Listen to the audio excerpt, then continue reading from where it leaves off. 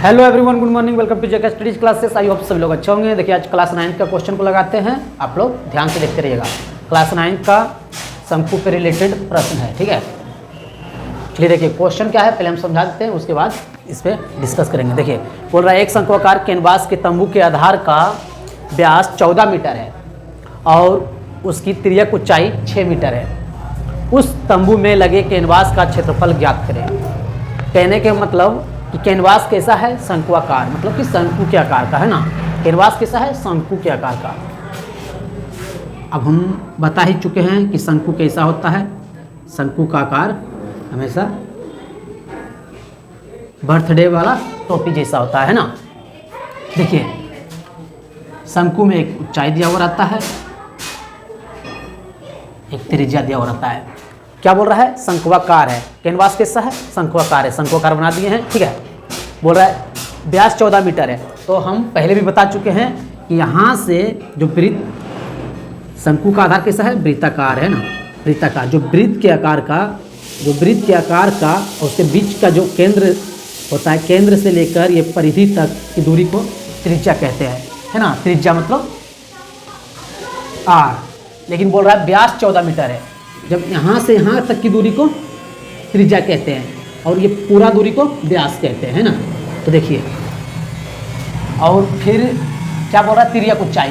तो हम बता चुके हैं ये तिरछा जो ऊंचाई होता है, ये तिरछा ऊंचाई जो होता है उसे हम तिर्यक ऊंचाई कहते हैं, है ना। तिर्यक ऊंचाई मतलब एल कहते हैं। एल बराबर कितना दिया हुआ है, 6 मीटर। 6 मीटर और पूरा ये डी, ये पूरा डी दिया हुआ है, यहाँ से लेकर यहाँ तक दिया हुआ 14, है ना, 14 मीटर, ठीक है।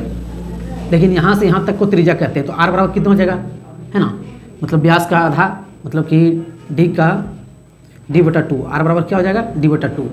कहने का मतलब आर बराबर लिखेंगे, डी कितना दिया हुआ है 14, तो 14/2 और काटेंगे तो 7, है ना। आर बराबर क्या आ जाएगा, 7 मीटर। यहाँ लिख देते हैं आर बराबर 7 मीटर। त्रिज्या निकल गया 7 मीटर, ठीक है। अब देखिए त्रिज्या भी निकल गया है, एल भी दिया हुआ है, ठीक है। तो बोल रहा है इसका क्षेत्रफल ज्ञात करिए। किसका क्षेत्रफल, शंक्वाकार कैनवास का। तो हम डायरेक्ट यहाँ पे लिखेंगे कैनवास का क्षेत्रफल बराबर, कैनवास का क्षेत्रफल बराबर लिखेंगे कैनवास